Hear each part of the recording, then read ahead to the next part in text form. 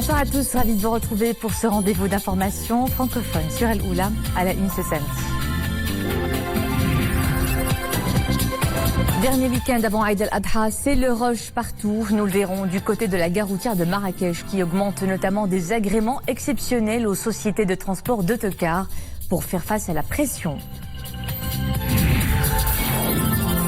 Eid al-Adha focus ce soir sur la race populaire de l'Oriental, Bni Ghil, réputé pour son adaptation aux conditions rudes et pour sa qualité gustative et nutritionnelle.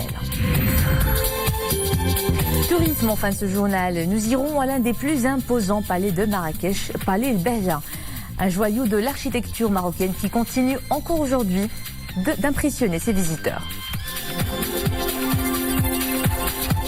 Du sport à la une de cette édition, Tanger accueille un événement inédit, le premier combat d'arts martiaux mixtes jamais organisé au Maroc. 18 combattants professionnels sont de la partie. Il s'agit du premier événement organisé par la BCF en Afrique. La carte de l'événement est prometteuse. Elle compte certains des meilleurs espoirs du monde entier, y compris Jérémy Kennedy, Daniel Pilot, Sidney Wheeler et bien d'autres. Notre champion Atman Zaitar est également présent pour disputer le Big Fight et défendre son titre mondial. Sur ces images d'ouverture, donc cette manifestation continentale qu'abrite la perle du Détroit ce samedi. Morocco is the gate for Africa, for MMA. Never been before in Africa.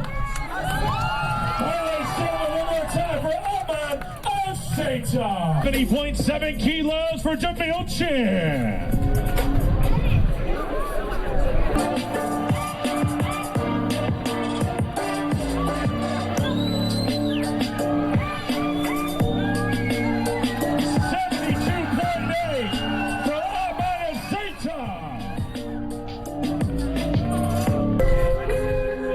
Et ça se déroule en ce moment même. Cyclisme maintenant, le Maroc se qualifie au championnat du monde prévu en septembre prochain en Autriche. Ces championnats verront la participation de 8 sportifs marocains dont 2 représentants des catégories élite et junior et 4 cyclistes de moins de 23 ans qui tenteront de représenter au mieux les couleurs nationales. C'est le dernier week-end avant Eid al-Adha, une période qui enregistre un véritable rush du côté des gares routières. La pression sur les moyens de transport est donc palpable. Pour fluidifier le trafic, la mobilisation est au programme pour augmenter notamment des agréments exceptionnels accordés aux sociétés de transport d'autocars. À la gare routière de Marrakech, 53 agréments ont été fournis vu l'affluence qu'elle connaît avec les voyageurs à destination notamment de Ouarzazate, Tinghir et Zagora. Soumia Belayachi, Mohamed Hassan Mskour et Mounia Marouche. La gare routière de Marrakech grouille de monde. À l'approche de Eid al-Adha, des dizaines de départs se font quotidiennement depuis ce point névralgique des transports en commun de la ville. Ce surplus d'activités est géré selon une organisation bien rodée. La flotte des autocars est renforcée. Les véhicules sont soumis à des contrôles techniques rigoureux. Les voyageurs se procurent leur ticket avec des délais d'attente corrects. Ils en sont rassurés. On va à Agadir pour nos vacances. On est parti couper nos billets pour y aller et on est monté. Voilà, on a pris nos places et puis on attend du coup pour partir. Il n'y a pas beaucoup d'attente. Tout est bien organisé. Nous avons facilement pu acheter nos billets. Tout va bien. Cette gare est vraiment gérée de manière excellente. Elle est en plus propre et sécurisée. Une cellule spéciale Eid al-Adha est mise en place afin de gérer au mieux l'effervescence constatée à quelques jours de la fête du sacrifice. Des équipes actives 24 heures sur 24 pour assurer la sécurité et la fluidité.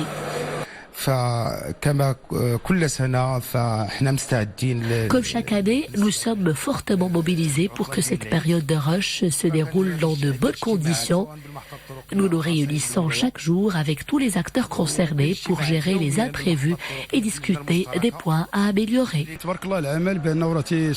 Les efforts de cette mobilisation exceptionnelle se font ressentir, que ce soit dans les guichets, dans les salles d'attente et même à bord des autocars.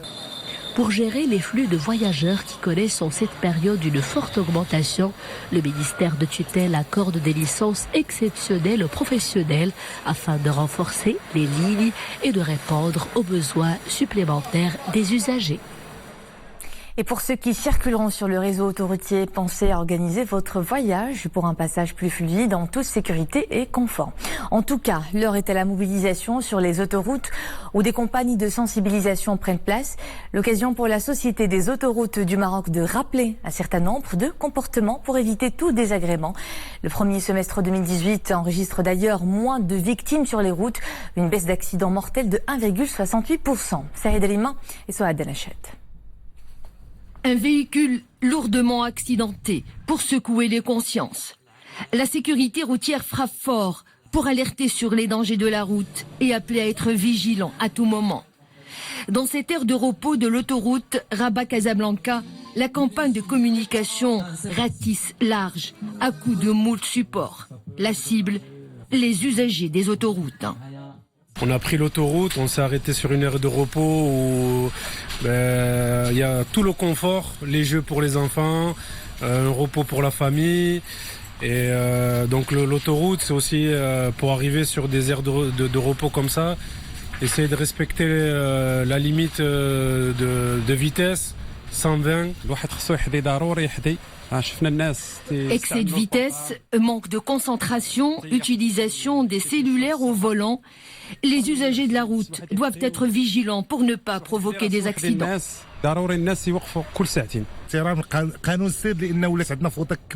Le comportement au volant doit être exemplaire. Rouler à tombeau ouvert provoque des accidents mortels, particulièrement en cette période de fête où le trafic est dense. Le respect du code de la route est impératif pour juguler l'hémorragie sur nos routes. Les aires de repos, n'hésitez pas à vous y arrêter toutes les 2 heures passées au volant. Le danger est réel. Un accident mortel sur 3 sur autoroute est associé à la somnolence, voire l'endormissement contre lesquels on ne peut pas lutter. Observer un repos toutes les 2 heures prévient bien des drames sur nos routes. Le respect de la distance légale également et la révision technique du véhicule dont les pneus doivent être de mise. Si les contrôles doivent être renforcés, la prévention demeure la force de dissuasion massive contre le fléau qui ensanglante nos routes et endeuille des familles. La sécurité est l'affaire de tous. Soyez prudents. Et à son tour, le Comité national de prévention des accidents de la circulation appelle à redoubler de vigilance et à prendre toutes les précautions de sécurité nécessaires en prévision du trafic intense qui marque la période de Eid al-Adha, surtout qu'elle coïncide avec les vacances d'été. Conducteurs de véhicules particuliers ou chauffeurs professionnels, pensez au respect du code de la route, privilégier l'indulgence et modérer la vitesse au volant. L'entretien du véhicule et une bonne préparation de l'itinéraire du voyage au préalable s'imposent avant de prendre la route. Retour sur l'ambiance qui caractérise en ce moment les marchés aux moutons. Cette année encore, l'offre dépasse largement la demande. Plus de 8 millions de têtes ovines et caprines sont destinées à l'abattage pour une demande estimée à seulement 5,45 millions. Ce soir, on s'intéresse à une race très populaire dans l'oriental, Bnigil. Cette catégorie ovine est connue pour son adaptation aux conditions rudes et surtout pour sa qualité gustative et nutritionnelle. Rachid Latabi et Monia Marouche. À Oujda, comme partout dans l'oriental, Bnigil fait l'objet de tous les égards. La race la plus recherchée dans la région pour son adaptation aux conditions rudes des steppes, mais aussi pour sa qualité gustative et nutritionnelle. Les moutons de Bnigil se nourrissent d'herbes naturelles de la région comme l'armoise. Quant à la qualité de sa viande, elle est délicieuse. Notre cheptel est de bonne qualité. Il est nourri d'orge, de maïs, d'avoine et de fourrage 100% bio et du sol local. En plus, il bénéficie de l'opération de l'enregistrement, ce qui garantit leur qualité. L'achat et la vente des moutons est une question de prix, mais surtout de confiance. Plusieurs clients optent pour des éleveurs qu'ils connaissent déjà. Les prix sont convenables, je préfère acheter les moutons de l'Aïd ici, car la bergerie est un endroit sain, protégé des pratiques des intermédiaires qui parfois ne vendent pas le bon produit. Avec sa tête marron et sa toison blanche, le mouton Bnigil a tout pour séduire. Voilà une race qui s'impose dans l'oriental avec plus d'1 million de têtes. La célébration de Eid al-Adha offre aussi l'opportunité de s'engager dans un comportement respectueux de l'environnement et éviter certaines pratiques qui menacent la santé publique et endommagent certaines infrastructures. Le secrétariat d'État chargé du développement durable organise une campagne de sensibilisation et de mobilisation de la population pour une fête plus propre. Une campagne qui implique particulièrement les citoyens et les sociétés de gestion déléguées en matière de collecte des déchets pour les encourager à poursuivre les actions en cette période où les quantités de déchets s'accroissent.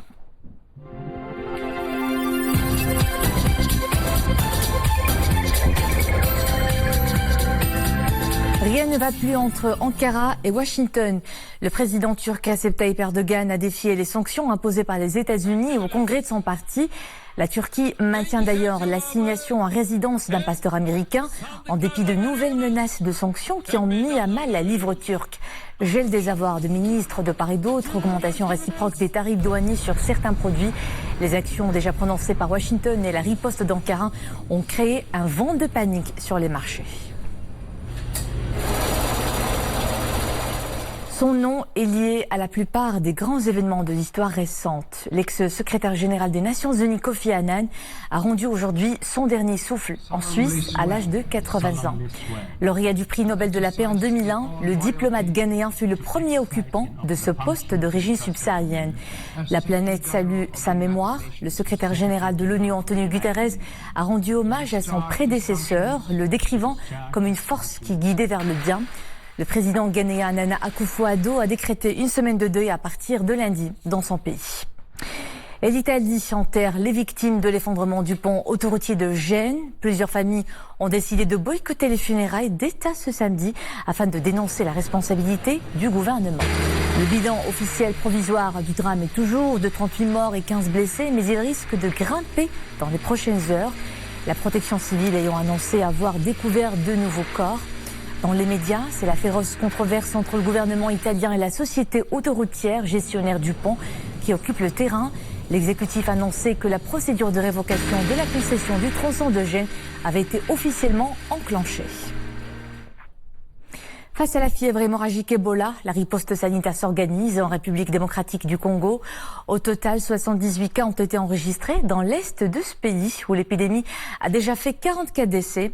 Les autorités congolaises font état de 2 décès de cas confirmés à Beni et 5 nouveaux cas à Mabalako, dont un personnel de santé. Les enfants représentent une proportion élevée des personnes touchées.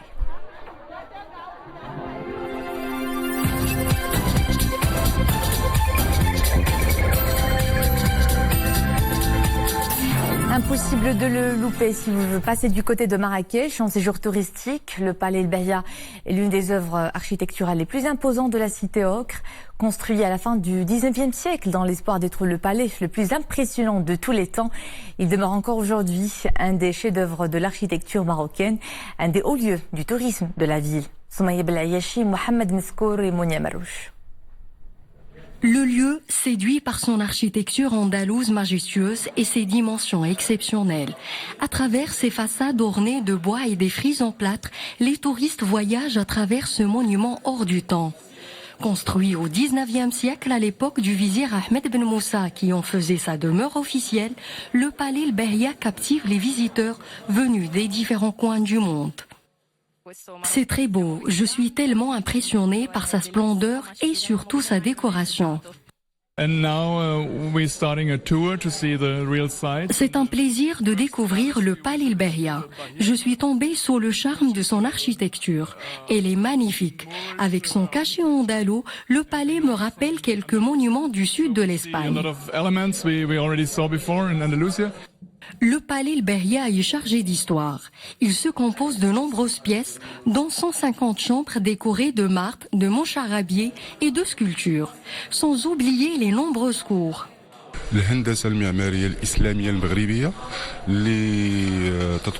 À travers cette visite, les touristes découvrent l'architecture et le savoir artisanal marocain. Mais également, ils apprennent sur l'histoire du lieu, les personnages qui y ont vécu et les spécificités de l'époque de sa construction.